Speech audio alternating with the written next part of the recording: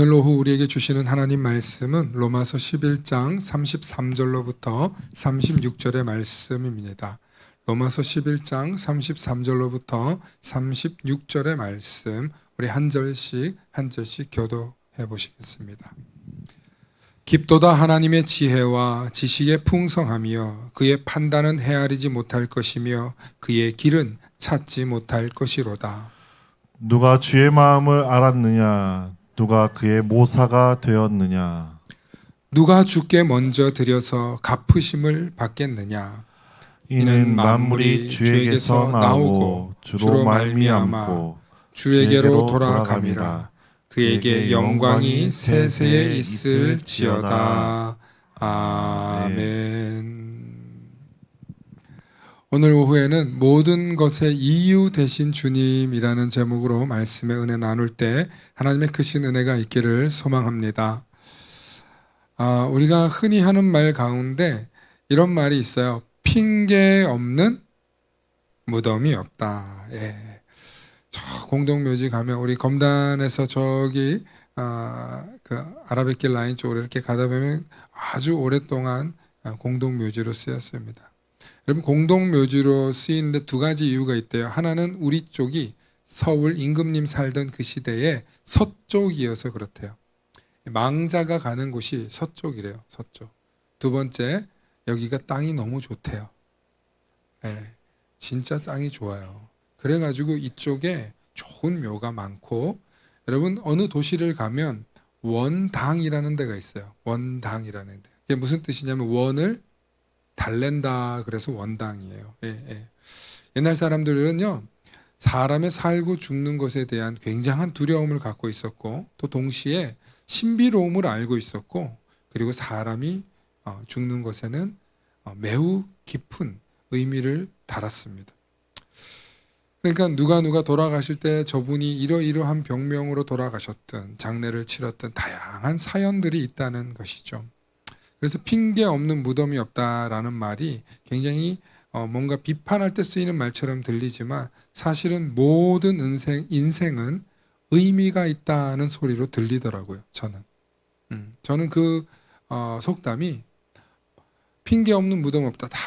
늘 핑계가 있어, 이런 용도로 쓰이지만 제가 목회적인 관점에서 바라볼 때 모든 인생은 다 의미가 있었다는 거예요.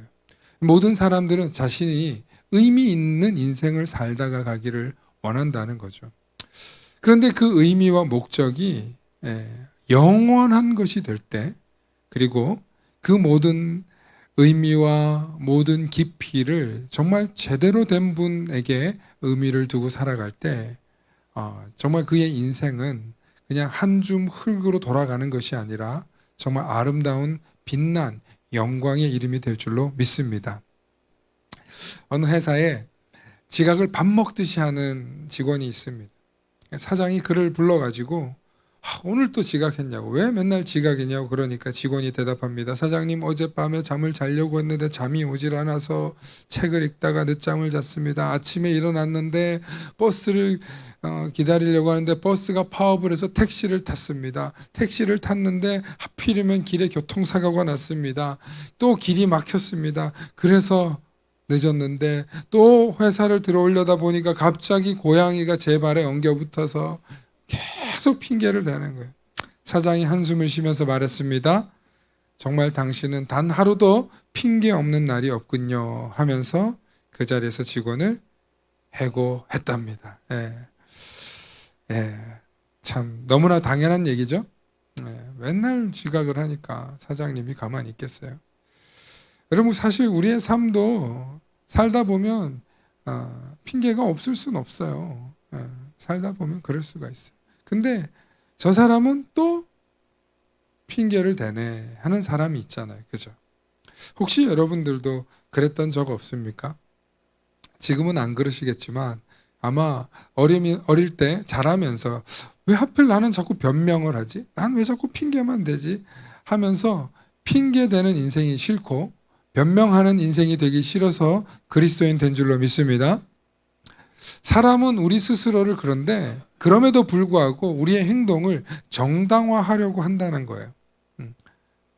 사람은 그래요. 제가 지난주에 그런 말씀을 여러분들에게 드렸어요. 무슨 말씀을 드렸냐면 사람은 타인은 단순히 나쁜 사람으로 보고 자기 자신은 아주 복잡하게 어떤 사람으로 본다고요? 착한 사람, 좋은 사람으로 본다는 거예요. 이게 인간의 심리라는 거예요. 예, 제가 지난주 만나에도 이걸 보내드렸던 것 같은데 다들 처음 듣는 눈으로 지금 주여. 여러분, 사람은 우리 자신을 복잡하고 장황하게 우리를 합리화하는 자기를 보호하는 그런 기질을 가지고 있습니다. 그런데 오늘을 살아가는 우리들의 삶에서 그렇게 변명하고 자기를 정당화하고 합리화하다 보면 결국에는 자기 자신이 어떤 사람인지를 모르게 된다는 것입니다.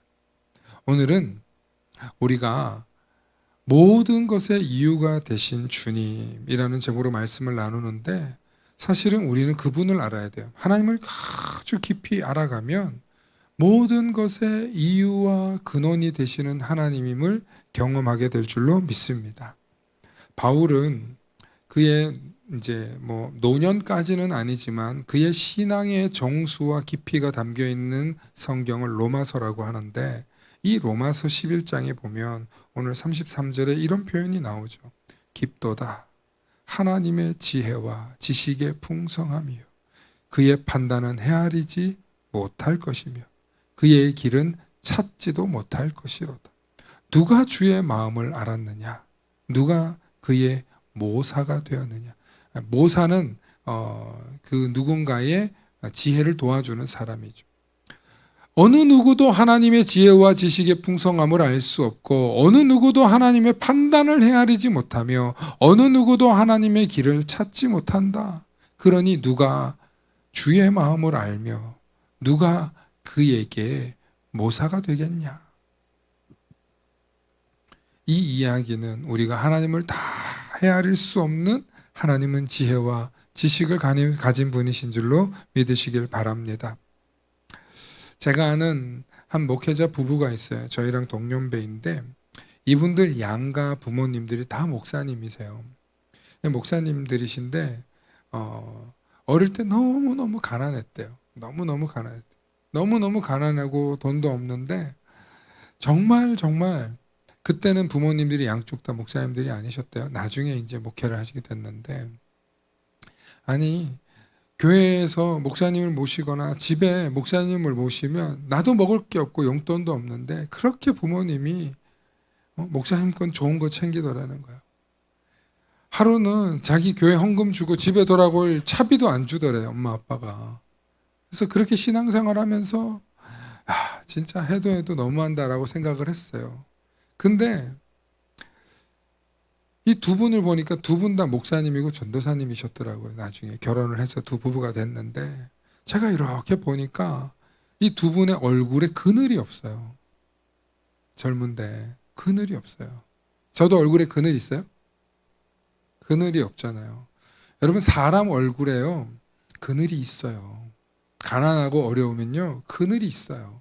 근데 얼굴이 밝게 빛나고 멋있어요. 놀라운 축복은요 스라의 자녀가 셋이나 있어요. 내 집이라고 해서 큰 집은 없지만 그래도 전셋집에 자기 집들이 있어요. 그리고 지금 목사님 부부로 살고 있어요. 저는 이 두 분이 앞으로 크게 축복받을 줄로 믿습니다. 여러분 가난하고 어려운 그 시절을 지나서 목회자까지 된 것에 대해서도 감사하지만 얼굴에 그늘이 없을 뿐만 아니라 평강이 있고 지금도 나누는 삶, 베푸는 삶, 섬기는 삶 얼마나 잘하시는지 몰라요. 저는 그분들이 나중에 큰 목회할 줄로 믿습니다. 큰 목회라는 게 교회가 크고 성도가 많고 이게 큰 목회가 아니에요. 하나님이 기뻐하시고 쓰시는 목회자가 큰 목회자인 줄로 믿습니다. 저는 이분들이 부유함을 쫓지 않아요. 정말 기쁨으로 자녀를 양육하고 돌보고 제가 이런 목회자 알게 돼서 얼마나 기쁜지 몰라요. 여러분 비밀 하나 알려드릴까요? 목회자가 되고 제일 좋은 점이 뭔지 아세요? 친구가 없어요. 목사 말고. 친구가 근데 다 어떻게 돼요? 목사님들이 친구가 되는 거예요. 할렐루야. 제가 얼마나 그게 부러웠는지 아세요? 어릴 때 저희 집에는 믿는 집안이 아니었어요. 아버지가. 어머니 혼자 믿고 할머니 믿고 이렇게 믿는 집안인데 우리는 교회만 가면은 그렇게 두들겨 팼단 말이야, 아버지가. 그런 집에서 살면서 목회자라고 하면은 너무너무 좋은 거예요. 그래서 그때 당시에 전도사님이 제가 이제 중등부 회장할 때인데 야, 이거 중고등부 예배 주보 만들어. 뭐 이거 찬양 악보 만들어. 그러면 그때는 어떻게 만드는지 아세요? 등사지를 가지고 밀 때도 있었고요. 또 종이를 나중에 복사기라는 게 나와서 잘라가지고 붙여서 오려서 A3에 다시 붙여가지고 막 해. 그거를 얼마나 기쁨으로 하는지 몰라요. 중학교 때. 그런데 전도사님이 저보고 늘 농담으로 해. 제가 태광이니까 광태야. 내 집에 가서 거기서 라면 한 개 끼려 먹어. 그러면 그게 그렇게 큰 영광이고 보상이에요. 예. 그래서 전도사님 집에 갈 수 있다는 게 특권이잖아요. 예. 내가 여자이면 당시 그 전사님이 남자였는데 남자니까 또 마음껏 드나들 수 있는 거야. 만약에 청소년 시절에 여자애 되면 좀 문제가 되잖아요. 그러니까 얼마나 그런 게 좋았는지 몰라. 전도사님하고 그렇게 지내다가 지금은 저한테는 또 스승님이 되어서 저기 익산에서 목회하고 계시는데 연락 주고 받으면 얼마나 옛날 얘기하면서 행복한지 몰라요. 기독교 공동체 안으로 들어와서 기독교 공동체 안에 한 일꾼이 되니까 다 알고 보니까 하나님의 자녀여 형제여 한 지붕 아래 모든 가정들인 거예요. 이렇게 친구가 생기고 영적인 형제 자매들이 생기니까 얼마나 행복한지 몰라요. 근데 세상 친구들, 물론 교회 안에도 어려움이 있지만 세상 친구들 만났더라면 어땠을까요? 야, 오늘 기분도 꿀꿀한데 야, 한잔해. 이런 사람들 만날 거 아니에요. 야, 오늘 일로 와. 나는 좀 쉬려면 야, 한 대 펴. 뭐 사실 군대에서는 이렇게 한 대 빨아. 예, 그러면서 거기에 못 끼지만 그런 사람들보다는 뭐 나쁘다는 건 아닙니다. 그런 사람들보다는 기도하고 찬양하고 어떻게 하면 말씀 나누고 어떻게 하면 은혜 받고 어떻게 하면 선교하고 어떻게 하면 어려운 사람들 찾아가고 이런 사람들하고 만나는 거예요. 할렐루야. 그리고 또 이런 일 한다고 또 얼마나 칭찬해줘요. 별로 잘난 것도 없는데 우리 성도님들 칭찬해주지 다른 교회 가도 칭찬해주지. 너무너무 사실은 귀하고 복된 삶이에요. 그런데 때로는 우리가 하나님 모시고 살면서 가난이 어려움이 있고 또 질병이 어려움이 있고 인생이 안 풀리는 어려움이 있을 수 있어요. 그럼에도 불구하고 결과적으로 하나님은 우리에게 평강이라는 선물을 주시고 좋은 만남이라는 축복을 주시고 얼마나 귀한 사람들과 아름다운 교제를 할 수 있는 여러분 여기보다 아름다운 교제가 있는 데가 어디 있어요? 응? 오늘도 아까 한 집사님 얘기하시되 여기 사람들하고 어울리니까 좋네요. 얼굴 좀 안다고. 그 말 듣는데 제 마음이 그거지. 교회 공동체가 그거지. 뭐 더 잘났고 못났고가 뭐가 중요해요. 모셔서 식사도 나누고 이렇게 얼굴도 보고. 할렐루야. 그런 삶을 사니까 이런 고백이 나오는 거예요. 정말 하나님의 은혜로 있을 데 없는 자. 한번 불러볼까요? 하나님의 은혜로 있을 데 없는 자. 왜 구속하여 주는지, 왜 구속하여 주는지 난 알 수 없도다.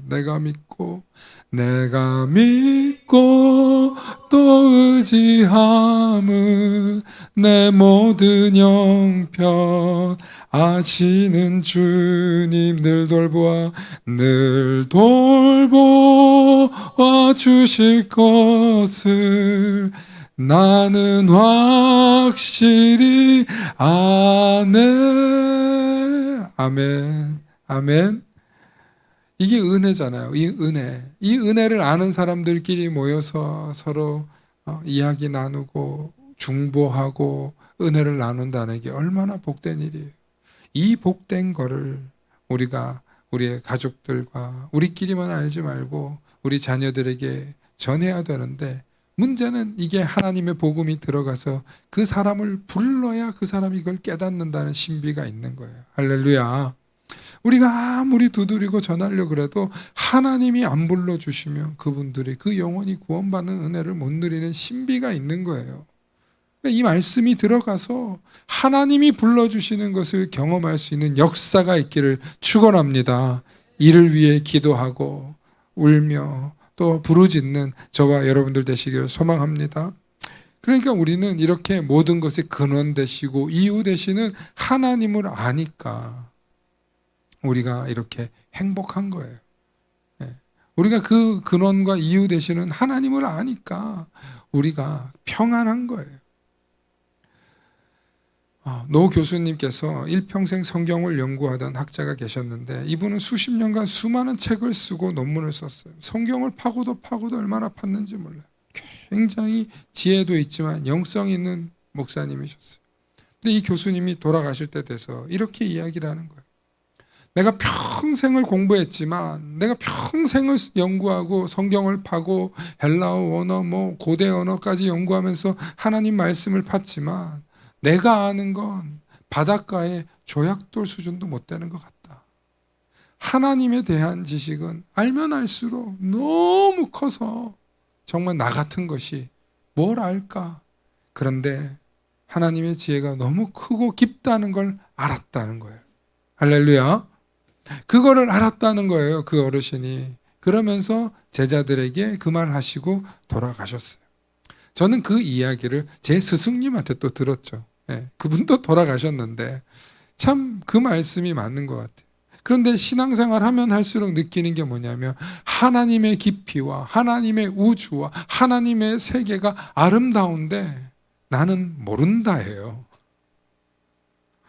너무 크고 너무 방대하고 너무 깊고 그러니까 한낱 미물에 불과한 우리가 피조물에 불과한 우리가 하나님에 대해서 감히 안다는 거는 어불성설이에요. 입은 있지만 말로 표현이 안 되는 고백이에요. 그런데 우리는 뭐 어떻게 해야 되냐? 그럼에도 불구하고 하나님 알기를 사모하시는 줄로 믿습니다. 그 하나님을 알 때마다 그 은혜의 깊이를 조금만 알아도 우리가 이렇게 행복한데 우리가 그 은혜의 깊이를 조금만 알아도 이렇게 감사한데 어떻게 하나님을 알기를 게을리할 수 있겠습니까?